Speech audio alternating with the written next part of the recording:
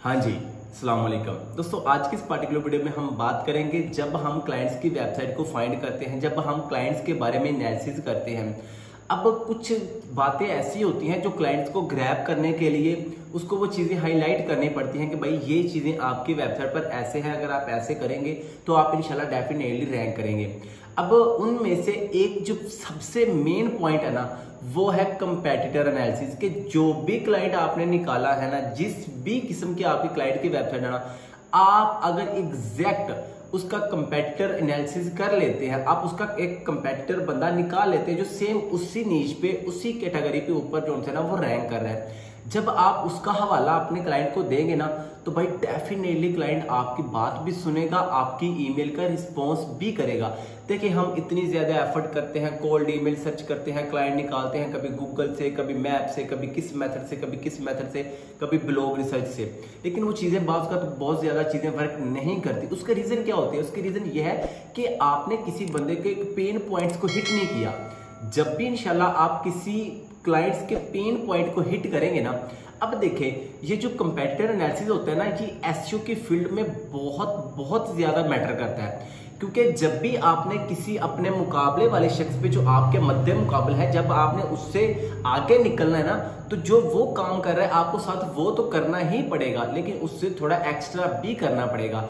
अब हम किस तरह एक क्लाइंट के कंपेटिटर निकाल सकते हैं, या किस तरह हम एग्जैक्ट उसका कंपेटिटर को फाइंड करके उसको ये बात हाईलाइट कर सकते हैं कि भाई देखें, आप ही की फील्ड में, आप ही की नीश में ये बंदा इतने बैकलिंक्स काम कर रहा है। क्योंकि हम गेस्ट पोस्टिंग का काम करते हैं, बैकलिंक्स का काम करते हैं, लिंक बिल्डिंग का काम करते हैं, तो हम इसके अकॉर्डिंग इसको मद्देनजर रखते हुए ही कंपेटिटर निकालेंगे। चलिए जी, हम चलते हैं लैपटॉप की स्क्रीन पर जी। तो इधर से मैं आ चुका हूं जी लैपटॉप की स्क्रीन पर। फर्ज करें ये एक वेबसाइट है, फर्ज कर लेते हैं, आपने ये वेबसाइट नहीं पकड़नी, फर्ज कर लें ये आपके क्लाइंट की वेबसाइट है। अब मैं ये वेबसाइट जो है ना, वो है स्किन केयर से रिलेटेड। अब मैं एग्जैक्ट स्किन केयर से रिलेटेड क्लाइंट किस तरह कंपेटिटर फाइंड जो है ना वो कर सकता हूं। आपने क्या करना है, जो भी आपकी क्लाइंट की वेबसाइट है ना, आपने क्या करना है, आपने ना उसका सबसे पहले ब्लॉग सेक्शन को ओपन करना है। फर्ज करें ये एक वेबसाइट है, इसके मैंने ना ब्लॉग सेक्शन को इधर से कर लिया ओपन। अब ये सारे इसके ब्लॉग जो है ना वो मुझे नजर आ रहे हैं, ठीक है जी। ये देख लीजिए जितने भी हैं ये इसके ब्लॉग्स हैं। फर्ज कर ले मैं इधर से ना एक ब्लॉग्स को जो है ना वो ओपन करता हूँ। फर्ज कर ले मैंने इस ब्लॉग्स को इधर से कर लिया ओपन। अब ये मैं स्ट्रेटेजी बता रहा हूं कि आपने अपने क्लाइंट की वेबसाइट की तरह की और वेबसाइट जो गूगल पे अच्छी रैंक है, ताकि हम क्लाइंट को ये चीज बता सके, ये कंपैरिजन बता सकें कि भाई देखें, आप भी स्किन केयर से रिलेटेड है, ये बंदा भी स्किन केयर से रिलेटेड है, लेकिन आपकी ट्रैफिक, क्योंकि क्लाइंट जो होता है ना, आपको पता है जो हम फाइंड करते हैं उनकी ट्रैफिक इतनी ज्यादा नहीं होती, उनके स्टैट इतने ज्यादा नहीं होते, वो हाई रैंक नहीं होती, लेकिन उसी के कीवर्ड को टारगेट करते हुए जो उसके कंपेटिटर गूगल में हाई रैंक होते हैं। और आपने ऐसा कंपेटिटर निकाला है जिसकी ट्रैफिक उस क्लाइंट की वेबसाइट से काफी ज्यादा हो। लाइक फर्ज करें आपने जो क्लाइंट निकाला है उसकी ट्रैफिक 1000 से कम है। अब आपने जो उसका एग्जैक्ट कंपेटिटर निकाला ना, उसकी ट्रैफिक कम से कम 20,000 होनी चाहिए, ताकि आप इतना डिफरेंस उसको बता सकें कि भाई देखें, आप ही की नीश का बंदा है, स्किन केयर के ऊपर आप भी बात करते हैं, वो भी स्किन केयर के ऊपर बात करता है, लेकिन आप 1000 से भी कम ट्रैफिक लेके बैठे हुए हैं, और आप ही की तरह का बंदा 20,000 ट्रैफिक लेके बैठा हुआ है। अगर आप भी उसी की तरह 20,000 ट्रैफिक, क्योंकि बेसिक वाले को आपने यही बताना है, फर्ज करें आपने जो क्लाइंट निकाला उसकी 20,000 है, तो देन आपने ऐसा कंपेटिटर निकाला जिसकी 50,000 हो, लेकिन 20,000 वाला भी आपका क्लाइंट होता है डेफिनेटली। जो लिंक बिल्डिंग का बैकलिंक्स का काम है ना, ये हर ग्रुप्स के बंदे को चाहिए, मतलब कि हर जो भी वेबसाइट गूगल पे किसी भी पोजीशन पे रैंक कर रही है उसको फिर भी बैकलिंक्स चाहिए अपने रैंकिंग को बरकरार रखने के लिए। तो याद रहे, जो आपके क्लाइंट की वेबसाइट है जिसके बारे में एनालिसिस कर रहे हैं, जो आपने उसका कंपेटिटर निकाला है वो उससे 2 गुना बल्कि 3 गुना उसकी ट्रैफिक खुद की ज्यादा होनी चाहिए, ठीक है जी। फर्ज कर ले मैं इधर से इस ब्लॉग को कर लेना हूं जी ओपन। ये मैंने इस ब्लॉग को कर लिया इधर से ओपन, ठीक है।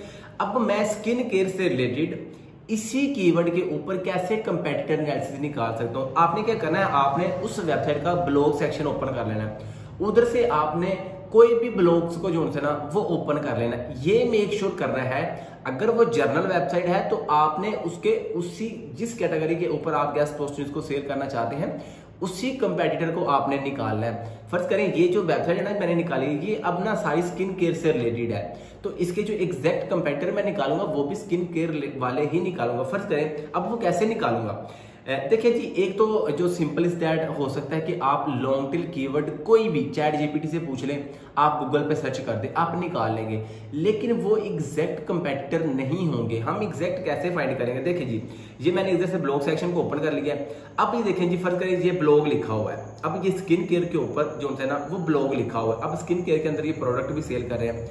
अब आपको पता है जो ब्लॉग होता है ना, उसको लिखने के लिए हमें ना हेडिंग चाहिए होती है, हेडिंग होती है, देन उस मतलब हेडिंग मींस कि वो वर्ड होते हैं, वो वर्डिंग होती है जिसके ऊपर कंटेंट लिखा जाता है।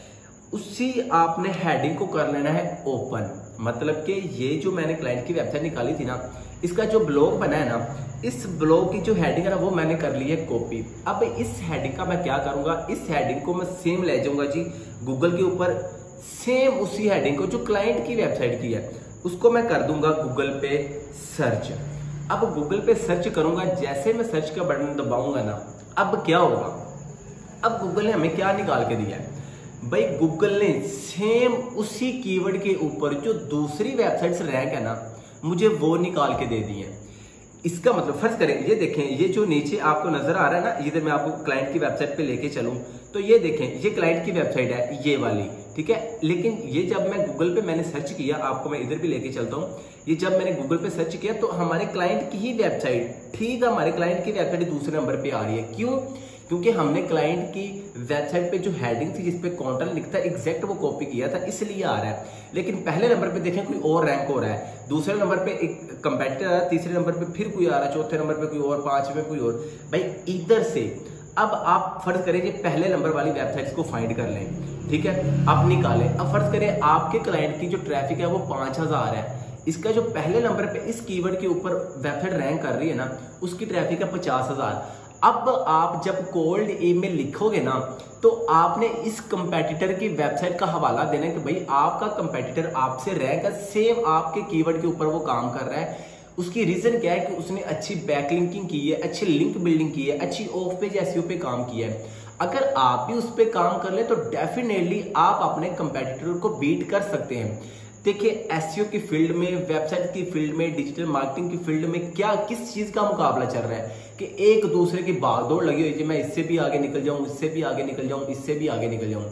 तो भाई हर वेबसाइट ओनर जब आप उसको उसके कंपेटिटर के बारे में भाई बताओगे ना, तो सवाल ही पैदा नहीं होता अगर आपने अच्छी रिसर्च की है कि वो आपको जवाब ना दे। भाई इस फील्ड में कंपेटिटर ही सब कुछ है, तो कंपेटिटर का हवाला आपने लाजमी देना है। तो इस तरह आप अब किसी भी फील्ड में काम कर रहे हैं, किसी भी स्किल के ऊपर काम कर रहे हैं ना, इस तरह आप उसके कंपेटिटर जो होता है वो निकाल सकते हैं। एक कंपेटिटर जो एनालिसिस होता है वो होता है टूल्स के थ्रू, लेकिन टूल्स के थ्रू हमने नहीं करना, हमने मैनुअली करना है। देखिए मेरी एक बात याद रखिएगा, जब भी आप आसानियों की तरफ जाएंगे ना, तो आप अपने आप को खुद जो होता है ना वो भीड़ में लेके जा रहे हैं, क्राउड में लेके जा रहे हैं, कंपटीशन में लेके जा रहे हैं। क्योंकि जो हार्ड वर्किंग वाला काम है ना भाई, वो कोई बंदा नहीं कर रहा है। जो मैनुअली काम है, टूल्स हर बंदा यूज कर रहा है, आसानी तो हर बंदा कर रहा है, लेकिन आपने जो थोड़ा डिफिकल्ट काम होता है ना वो करना है, क्योंकि वो बहुत कम लोग कर रहे होते हैं। लेकिन आप करेंगे तो आप क्या होगा, आपका पहला स्टेप ही आप कंपटीशन से बाहर आ जाओगे। भाई जब आप कंपटीशन से बाहर आओगे तो इस तरह कोई बंदा रिसर्च नहीं करेगा, इस तरह कोई बंदा नहीं लेके चलेगा, तो आप डेफिनेटली जो है ना वो जल्द से जल्द जो है ना वो क्लाइंट ग्रैब कर पाओगे, आपको क्लाइंट भी मिलेंगे, आपको ऑर्डर्स भी मिलेंगे, सब कुछ होगा। लेकिन यह कि आपकी स्ट्रगल, आपकी मेहनत लगनी चाहिए। भाई मुश्किल काम कोई नहीं करता, हर बंदा मुश्किल काम से जान छुड़ा, लेकिन आपने नहीं करना, आपने जो ज्यादा डिफिकल्ट वाला काम है वही करना है, क्योंकि वो कहते हैं काम वही है जो डिफिकल्ट हो, क्योंकि डिफिकल्ट कोई बंदा नहीं करेगा। तो इंशाल्लाह आप डेफिनेटली रैंक होंगे। ठीक है जी, आई होप सो कि मेरी बातें आप लोगों को जरूर समझ आऊंगी। इसके अलावा अगर आप लोग पर्सनली गेस्ट पोस्टिंग बेसिक से एडवांस मुझसे सीखना चाहते हैं तो अल्हम्दुलिल्लाह हमारी जूम पे भी हमारे सेशंस हो रहे हैं, वहाँ पे ज्वाइन कर सकते हैं। अल्हम्दुलिल्लाह मेरी एकेडमी है लर्न देन अर्न बैच शाम के नाम से, इधर हमारी फिजिकल क्लासेस भी हो रही है, आप इधर ज्वाइन करना चाहते हैं आप इधर भी कर सकते हैं। बाकी अल्हम्दुलिल्लाह हमने यूट्यूब पे भी काफ़ी कंटेंट शेयर किया, अब वहाँ से भी हेल्प ले सकते हैं। Follow for more, till then good bye.